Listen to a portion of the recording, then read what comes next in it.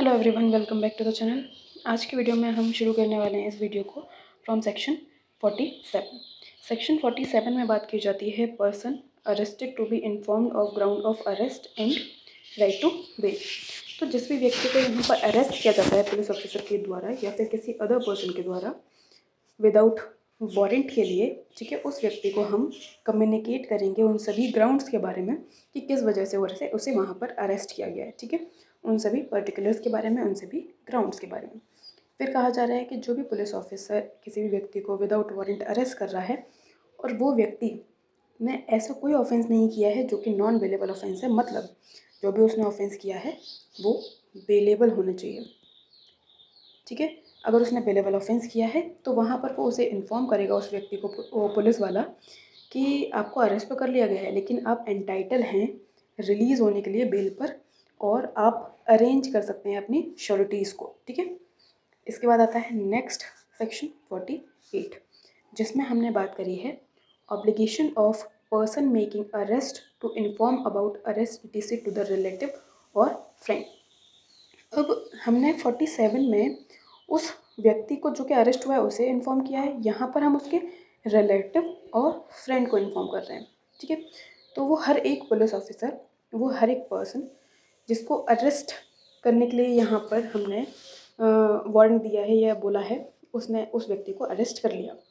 अब वो व्यक्ति जो कि एक पुलिस ऑफिसर है या फिर अदर पर्सन है, वो इन्फॉर्मेशन देगा उन सारी अरेस्ट के बारे में जो कि की गई हैं उसके रिलेटिव को या फिर फ्रेंड को या फिर किसी ऐसे अदर पर्सन को जिसको वहाँ पर अरेस्टेड पर्सन ने डिस्क्लोज़ किया है कि भाई आप इसको जानकारी दे दो, या फिर नॉमिनेट किया है उसने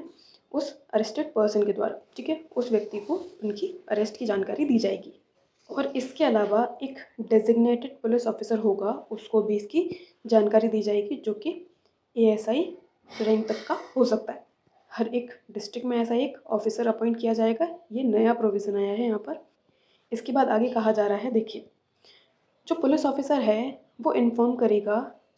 अरेस्टेड पर्सन को, ठीक है, उसके राइट्स के बारे में जो कि सबसेक्शन 1 में उसके पास हैं। मतलब क्या क्या राइट्स हैं, कि वो अपने रिलेटिव्स को और फ्रेंड्स को इन्फॉर्म करवा सकता है। जैसे ही उसे पुलिस स्टेशन में लाया जाता है वैसे ही उसे पुलिस वाला ये सारी चीज़ों के बारे में बता देगा। अब इसके बाद क्या होगा कि किस व्यक्ति को उसने इन्फॉर्म करने के लिए बोला है, इस फैक्ट की एंट्री वहाँ पर एक बुक में की जाएगी जो कि पुलिस स्टेशन में रखी जाती है, जैसा जिस मैनर में वहाँ पर स्टेट गवर्नमेंट के द्वारा बताया जाता है उस मैनर, ठीक है। रूल्स बना करके स्टेट गवर्नमेंट बता देती है कि भाई ऐसे ऐसे बुक्स में आपको ये एंट्रीज़ करनी ही करनी है, उन एंट्रीज़ को यहाँ पर किया जाएगा। इसके बाद ड्यूटी होगी मजिस्ट्रेट की, जिसके पास उसको अपीयर किया जाएगा विदिन 24 आवर्स, कि जैसे ही अरेस्टेड पर्सन वहाँ पहुँचेगा तो मजिस्ट्रेट उससे पूछेगा, खुद को सेटिस्फाई करेगा कि भाई सबसेक्शन 2 और सबसेक्शन 3 के जो भी रिक्वायरमेंट हैं वो फुलफ़िल हुई हैं वहाँ पर या नहीं हुई हैं, उनके द्वारा कंप्लायंस किया गया है या नहीं किया गया है। अब 2 और 3 में क्या था, ये देखिए, देखो 2 में कहा गया था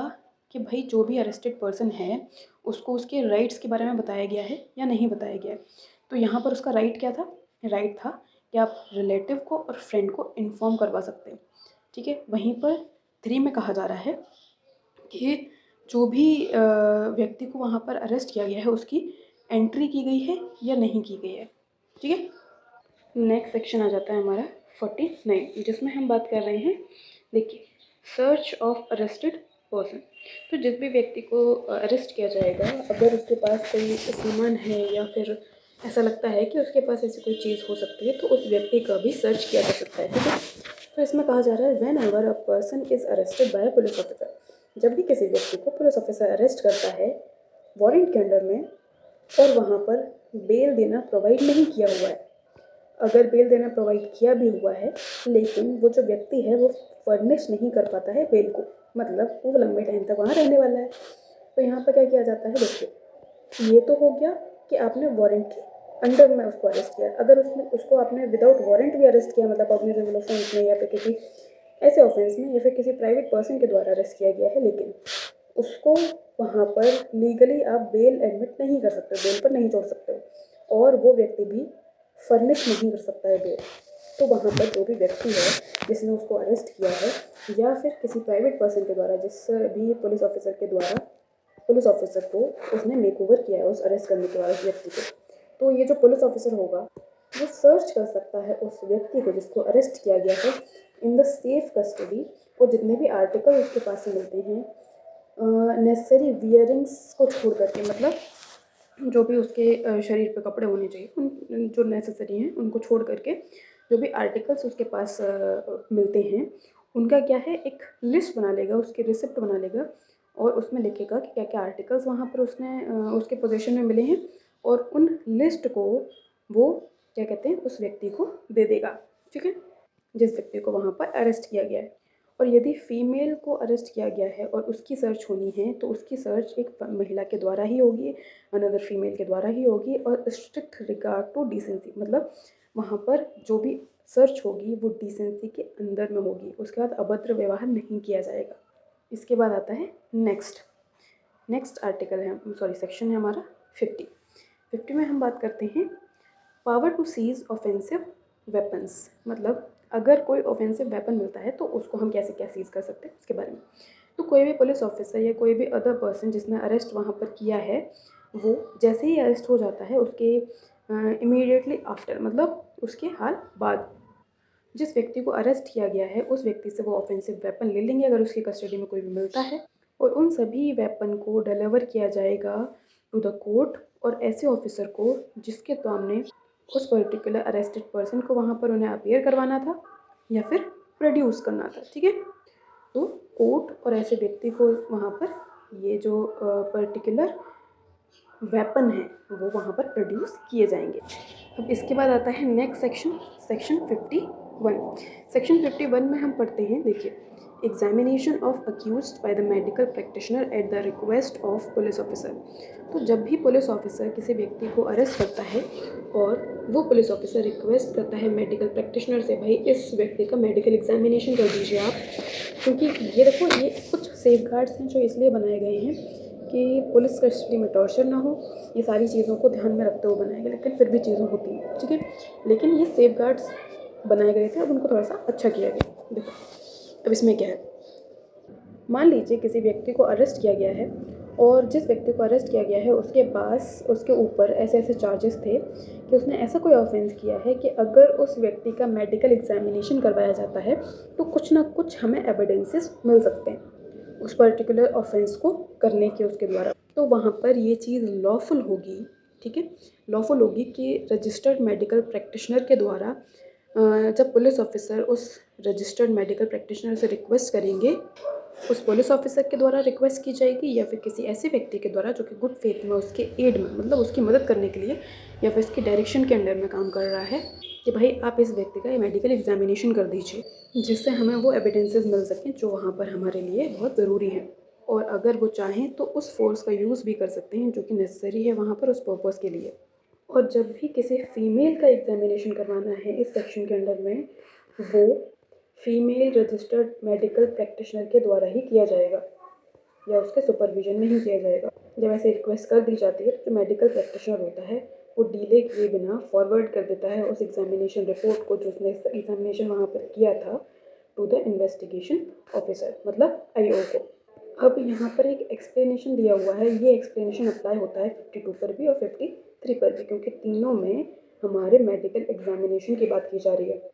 तो यहाँ पर बात होती है कि एग्जामिनेशन का मतलब क्या है। एग्जामिनेशन में हम इंक्लूड कर रहे हैं examination of blood stains, semen, swabs, और in the case of sexual offences sputum, sweat, hair samples and finger nail clipping by the use of modern and scientific technology including DNA profiling and such other tests which register medical things necessary in the particular case। उन देखो ये सारी चीज़ों के बारे में test किए जाएंगे, इन सभी चीज़ों का डेटा लिया जाएगा, इन सभी चीज़ों को टेस्ट करके एक रिपोर्ट तैयार करी जाएगी, उसको फॉरवर्ड किया जाएगा, ठीक है। अब बात की जाती है कि रजिस्टर्ड मेडिकल प्रैक्टिशनर कौन है, ये कौन होगा ये व्यक्ति भाई। तो वो मेडिकल प्रैक्टिशनर जो पोजेस करता है मेडिकल क्वालिफिकेशन जो कि रिकॉग्नाइज किया जा रहा है नेशनल मेडिकल कमीशन एक्ट 2019 से, ठीक है, और जिसका नाम एंटर्ड है नेशनल मेडिकल रजिस्टर में और स्टेट मेडिकल रजिस्टर में। अब आता है नेक्स्ट सेक्शन 52। इसमें हम बात करते हैं examination of a person accused of rape by medical practitioner. मान लीजिए किसी व्यक्ति ने रेप का ऑफेंस किया है और उस व्यक्ति को अरेस्ट कर लिया गया है। अब उसका मेडिकल एग्जामिनेशन जब हम करवाएंगे तो हमें काफ़ी सारे एविडेंसेस मिलने के चांसेस होते हैं। तो उस केस में कैसे क्या चीज़ें डील करी जाएंगी वो देखते हैं हम सेक्शन 52 में। जब किसी व्यक्ति पर चार्ज होता है कि उसने ऑफेंस ऑफ रेप किया है या फिर अटेम्प्ट किया है उस रेप को करने का, और रीजनेबल ग्राउंड मिलते हैं वहाँ पर इस चीज़ को बिलीव करने के कि अगर उसको एग्जामिनेशन किया जाएगा तो हमें कुछ ना कुछ ऐसे एविडेंसेस मिल सकते हैं कि उसके द्वारा वो ऑफेंस किया गया है। तो वहाँ पर बिल्कुल लॉफुल हो जाएगा ये चीज़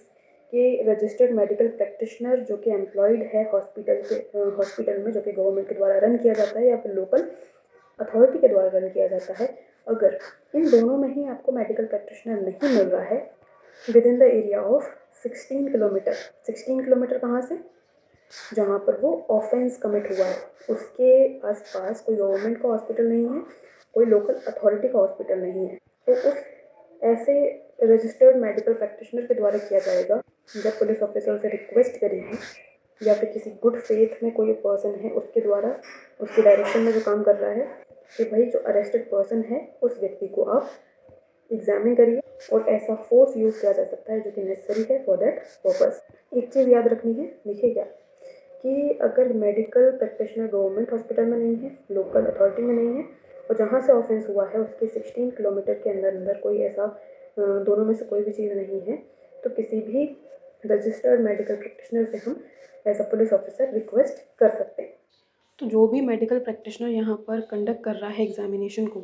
वो डिले किए बिना एग्जामिन करेगा उस व्यक्ति को और प्रिपेयर करेगा एक रिपोर्ट को उसके एग्जामिनेशन की, और ये जो पर्टिकुलर डिटेल्स हैं सारी की सारी डिटेल्स उसके रिपोर्ट में होनी चाहिए। अब क्या क्या है? उस व्यक्ति का नाम, उसका एड्रेस,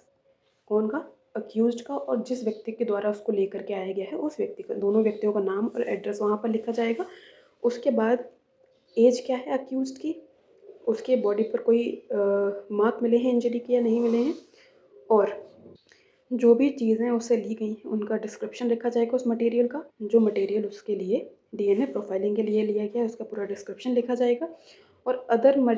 जो मटेरियल पर्टिकुलर्स हैं जिनकी रीजनेबल डिटेल वहाँ पर होनी चाहिए उन सभी चीज़ों के बारे में भी लिखा जाएगा। और जो रिपोर्ट बनाई जाएगी उसमें प्रिसाइजली रीज़न बताया जाएगा कि जिस भी कंक्लूजन पे वो मेडिकल प्रैक्टिशनर पहुंचा है कि पर्टिकुलर ऑफेंस हुआ है, उसमें कुछ भी चीज़ें उससे ली गई हैं, वो उसी व्यक्ति के द्वारा किया गया है नहीं किया गया है, तो उसके जो रीज़न्स होंगे उनको प्रिसाइजली वहाँ पर कि उसका जो भी कंक्लूज़न निकला है उसका कंक्लूज़न क्यों निकला है उसके रीज़न्स बताए जाएंगे। इसके बाद आता है फोर्थ। इसमें कहा गया है कि exact time of commencement and completion. तो जिस टाइम पे वो कमेंस हुआ एग्जामिनेशन, ठीक है, मतलब शुरू हुआ, और किस टाइम पे वो कंप्लीट हुआ, उन सभी चीज़ों को भी उसमें रिपोर्ट में लिखा जाएगा। और जैसे ही वो रिपोर्ट कंप्लीट हो जाएगी वैसे ही वो रजिस्टर्ड मेडिकल प्रैक्टिशनर उसको डिले किए बिना फॉरवर्ड कर देगा उस रिपोर्ट को टू द इन्वेस्टिगेशन ऑफिसर, मतलब आईओ को, और वो इन्वेस्टिगेशन ऑफिसर मजिस्ट्रेट को रेफ़र करेगा उसको अंडर सेक्शन 193 में as a part of document जो कि रेफ़र किया जा रहा है under that section under clause A of subsection 6। आता है नेक्स्ट सेक्शन, सेक्शन 53, जिसमें हम बात कर रहे हैं examination of arrested person by medical officer. ठीक है, सो देखिए, जब भी एक व्यक्ति को अरेस्ट किया जाता है उसे एग्जामिन किया जाएगा बाय द मेडिकल ऑफिसर जो कि इन द सर्विस होगा सेंट्रल गवर्नमेंट की या फिर स्टेट गवर्नमेंट के। अगर वो मेडिकल ऑफिसर जो है वो अवेलेबल नहीं है वहाँ पर, तो ऐसे किसी रजिस्टर्ड मेडिकल प्रैक्टिशनर के द्वारा जो वहाँ पर अवेलेबल हो उसकी अरेस्ट के बाद उसको एग्जामिन करवाया जाएगा। इसके बाद कहा जा रहा है कि जो मेडिकल ऑफिसर है या फिर रजिस्टर्ड मेडिकल प्रैक्टिशनर है उसकी ओपिनियन है कि इस व्यक्ति का जो एग्जामिनेशन किया गया है इसके और भी एग्जामिनेशन करना ज़रूरी है, एक से ज़्यादा एग्जामिनेशन करना ज़रूरी है, नेसेसरी है, तो वो भी कर सकता है। इसके बाद आता है फर्दर प्रोवाइजो। अगर जिस व्यक्ति को अरेस्ट किया गया है वो एक फ़ीमेल है तो उसका जो एग्जामिनेशन है वो केवल उस फीमेल मेडिकल ऑफिसर के द्वारा या फिर उसके सुपरविजन में किया जाएगा। अगर फीमेल मेडिकल ऑफिसर अवेलेबल नहीं है तो फीमेल रजिस्टर्ड मेडिकल प्रैक्टिशनर के सुपरविजन में। ठीक है, तो दोनों में से कोई ना कोई एक वहाँ पर अवेलेबल होना ही चाहिए। ये कुछ सेफगार्ड्स हैं for the safety of women जो मेडिकल ऑफिसर के द्वारा या फिर रजिस्टर्ड मेडिकल प्रैक्टिशनर के द्वारा उस अरेस्टेड पर्सन को एग्ज़ामिन किया गया था वो प्रिपेयर करेंगे उन रिकॉर्ड्स को, जिसमें उन्होंने क्या एग्ज़ामिन किया है वो सारी चीज़ों को लिखेंगे। अगर कोई इंजरीज़ हैं उनके बारे में बताएंगे, कोई मार्क्स ऑफ वायलेंस हैं उनके बारे में बताएंगे, जिस व्यक्ति को अरेस्ट किया गया है उसके ऊपर कि उसके साथ कोई मारपीट तो नहीं हुई है, उसकी बॉडी पर कोई इंजरीज़ तो नहीं मिली हैं, और अगर मिली भी हैं तो किस अप्रॉक्सीमेट टाइम पर वो इंजरीज़ या वो मार्क्स वहाँ पर इन्फ्लिक्ट हुए थे उसके बारे में बताया जाएगा कि कहीं पुलिस ने उसके साथ मारपीट तो नहीं करी है। इससे ये डिसाइड होगा। जब एग्जामिनेशन हो जाएगा अंडर सबसेक्शन 1 तो उसकी जो कॉपी होगी, कॉपी ऑफ रिपोर्ट, वो मेडिकल ऑफिसर के द्वारा या फिर रजिस्टर्ड मेडिकल प्रैक्टिशनर के द्वारा उस अरेस्टेड पर्सन को या फिर अरेस्टेड पर्सन के द्वारा जो भी नॉमिनेटेड पर्सन है उसको उसकी रिपोर्ट वहाँ पर दी जाएगी, जिससे पता रहे उनको भी कि उनके साथ कोई वायलेंस हुआ है या नहीं हुआ है पुलिस के द्वारा। क्योंकि आमतौर पर पुलिस सच जानने के लिए वायलेंस करती है, 3rd डिग्री टॉर्चर किया जाता है लोगों के साथ जिनको भी अरेस्ट किया जाता है।